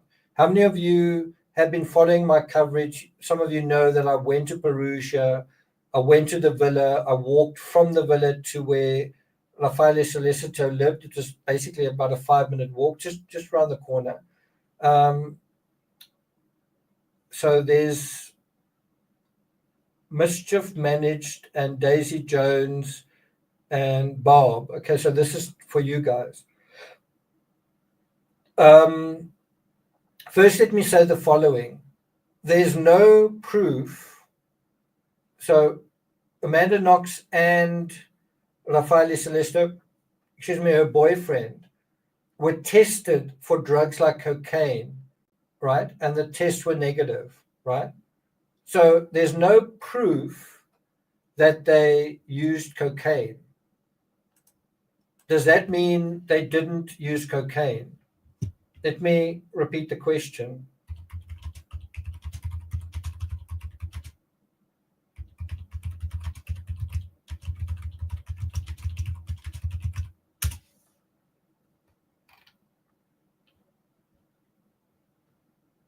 Let me repeat the question. Let's just get rid of that. So,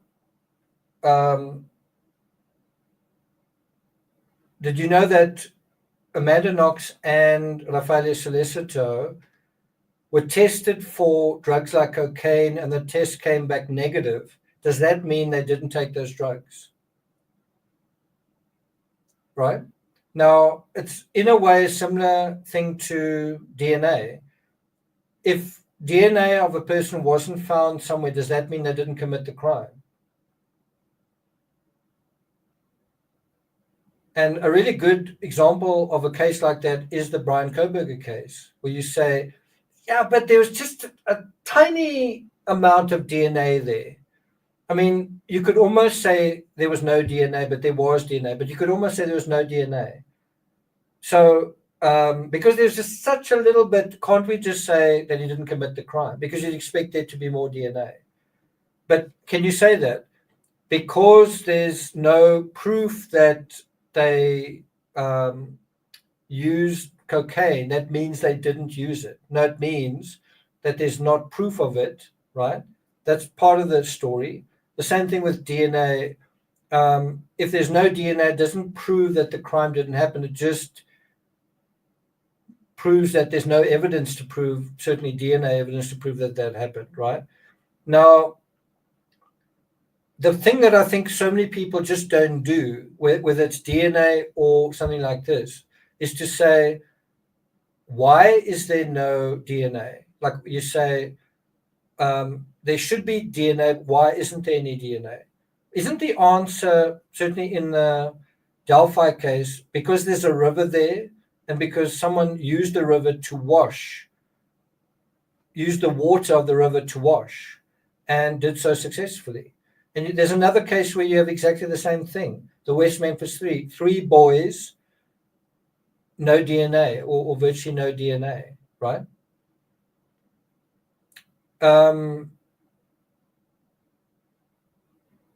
So in terms of our question with the cocaine use, how can you, if you have used cocaine, how can you get rid of that evidence? And I don't mean flushing bags down the toilet. I mean, if you have ingested cocaine, how can you beat a test, right? And by the way, this kind of thing goes on all the time. There's certain, if you go for a job interview, one of the things they do is a recreational drug test. And so people Google, what can I do to beat a drug test? And here it is. How do you remove drug traces from hair? Vinegar, liquid detergent. I've heard something about wash your hair in very hot water, right? Right. And I don't want to like give you guys any ideas here, but it's just this question of, if someone did use cocaine, is it possible to get the evidence of that, to get rid of it? And I'm not a drug addict, but my understanding of it is that if you use certain detergents, it can get rid of those chemicals out of the hair, right?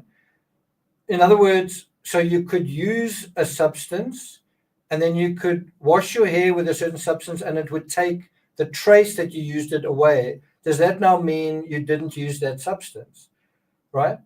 I'm just trying to think of the other thing. So the other thing that's really interesting in the Amanda Knox case is that she talks about taking a shower twice.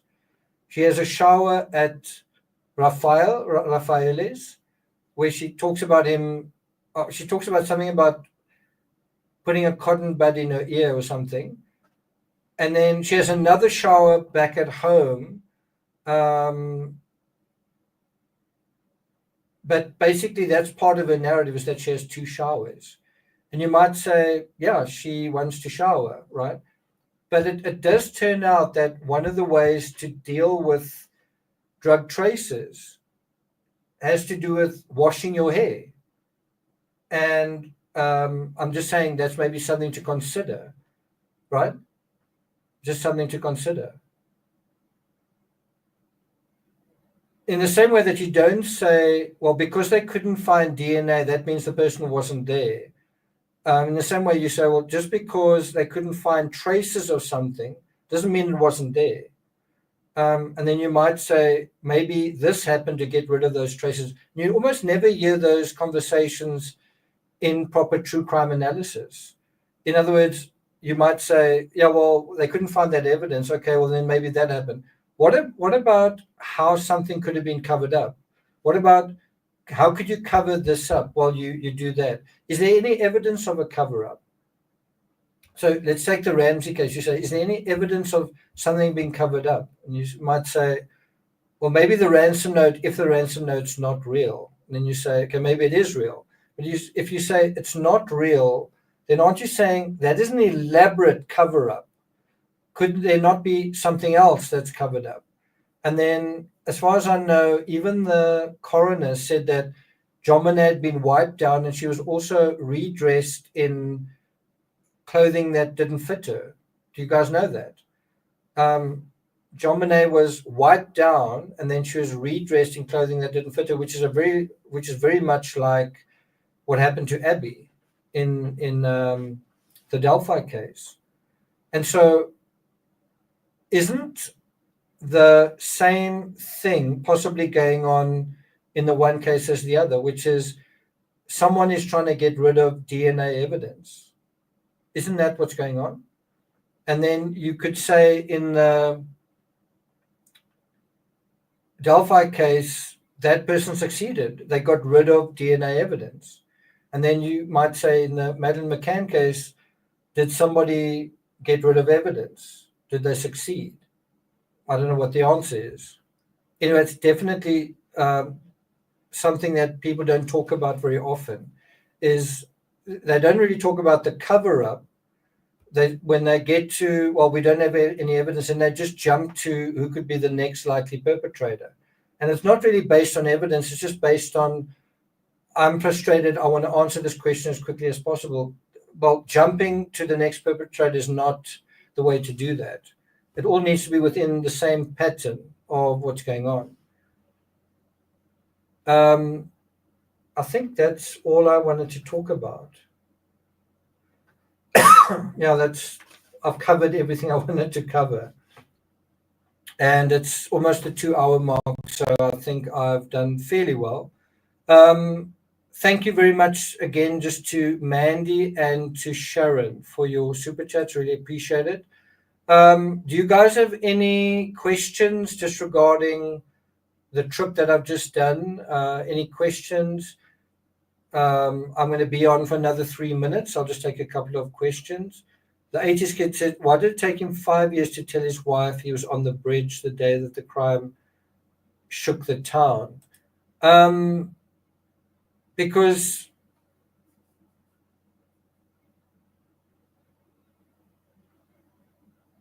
was he supposed to tell her right in the beginning?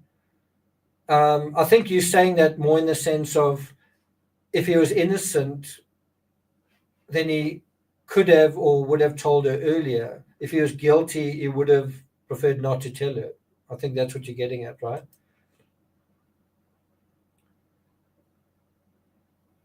Thanks a lot, Heidi. I appreciate that. Any questions from you guys?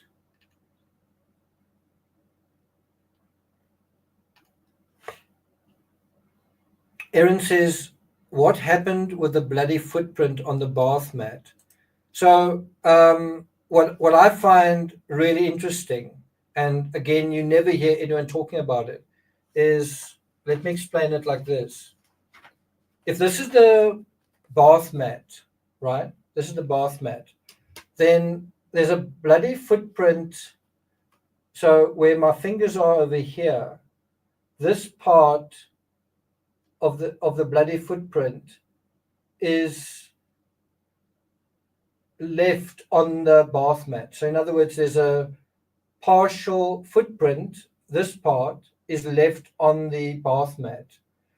But the other part of the foot, which goes onto the tile, this part, from what I've seen, is just not there, right?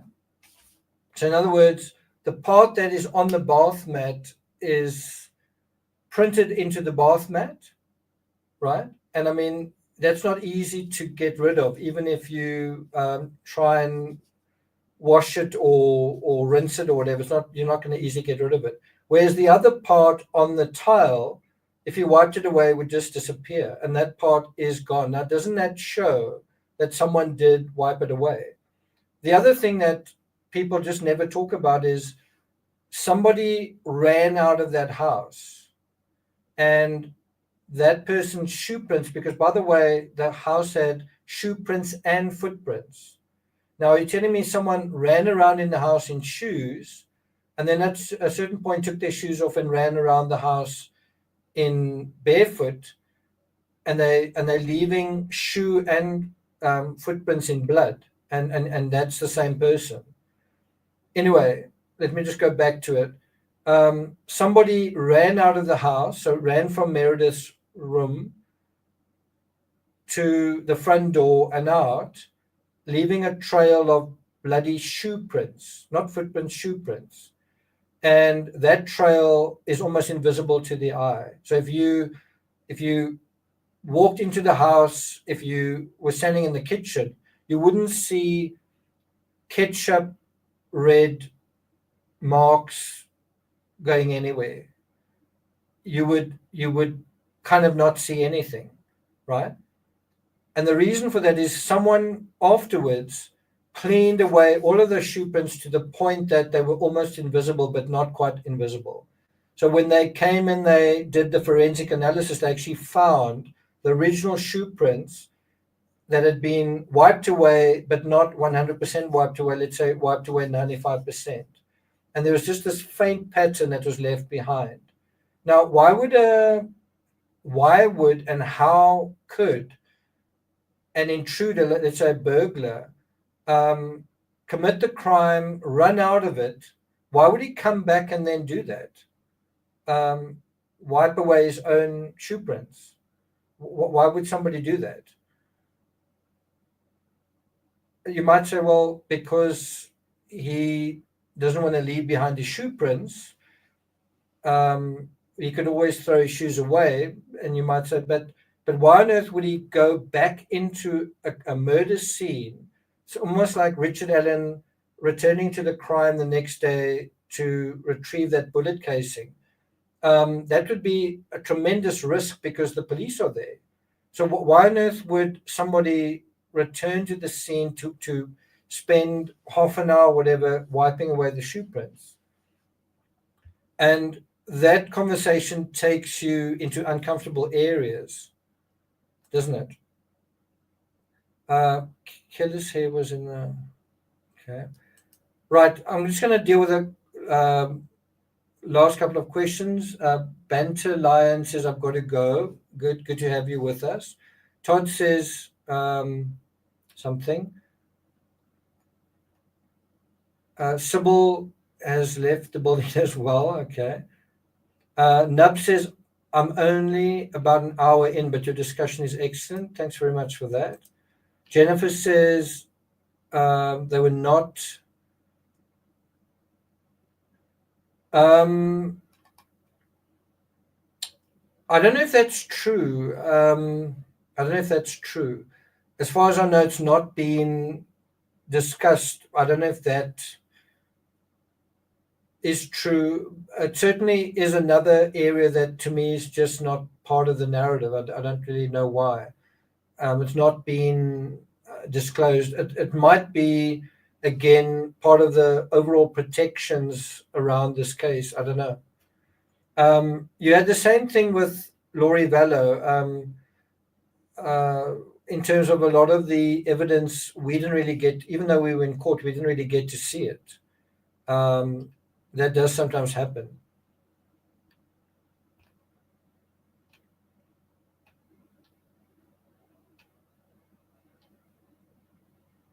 Okay, last couple of comments. Yeah, that's such a good point. Very good point. I would, if you are going to talk about the DELPHI case and say there's no sexual aspect to it, or maybe you say there's no proof of a sexual aspect to it, I'm going to say maybe that's true, but I think there was. Yeah. Grammar Cherry says, I'm enjoying your Knox coverage. Really appreciate that. Okay, guys, I think that's it from my side. Thanks a lot for tuning in. I just did want to cover this. I was a little bit too tired to do it yesterday, but I did want to cover this. It is a case that I've thought about. Like I said, I did visit Delphi. I walked on the bridge. I went to Richard Allen's home. I drove by the pharmacy where he worked. I walked around in the woods. I didn't quite go to where the scene was, but I did sort of penetrate the woods quite far as I walked across the river. I was surprised at how shallow the river was. You could literally walk across, and it was barely knee deep, if that. So yeah, it was definitely moving and meaningful being there, and so I definitely did want to, for myself, to sort of achieve closure to this case. Personally, I thought all along it was Richard Allen, but I was definitely surprised by some of the holes in the case. For example, no pornography. For example, just no real digital narrative linking him to the girls. And yeah, no DNA. I would have expected it. Was I too creeped out to walk to the actual site? No. I would say the reason I didn't walk to the actual site was because it was difficult to get there because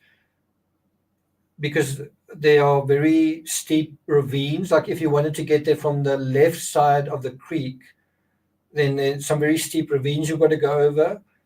And I just anticipated twisting an ankle if I tried to do that.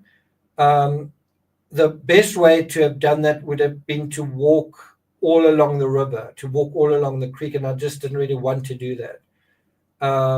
So it was more the difficulty getting there, which I think already tells you a lot. In other words, so just remember, I couldn't walk to the end of the bridge. I couldn't retrace the exact route because the bridge was closed. And the next part of the bridge, when I looked down, I just thought, I don't know whether these wooden, what do they call them? What do they call those wooden things on a railway track? Is it not pylons? It's what are they called? You know, that fill in the tracks. Sleepers. They just looked in very poor condition, and I was worried because I mean, if you fall through there, you fall to your death. And you could see from where the bridge ended, where you weren't allowed to go any further, that that the wood was splintering and very old. And remember, this all happened 17 years ago, so that bridge has been sorry, not 17, 7. That bridge has been standing in the sun for that length of time. So that would have been the natural way to go, but I wasn't going to go that way. I wanted to, but I just didn't feel safe. So the only alternative was really walking along the Deer Creek, which is quite a long way to get to, and then come back as well. So that's really why I didn't do that. Heidi says you base your analysis on facts and on facts and intertextuality, as you always share. Phenomenal, to say the least. It makes the convoluted details clear. Thanks very much for that. I think we call them sleepers, but probably would be some of those other words. Shaker Maker, thank you very much. Really appreciate it. Yeah, no, that's definitely true as well. It's definitely true. Cool. Okay, guys, thanks a lot for joining me, and I will see you guys next time, probably on Monday. So I'll see you guys then. Okay, take care.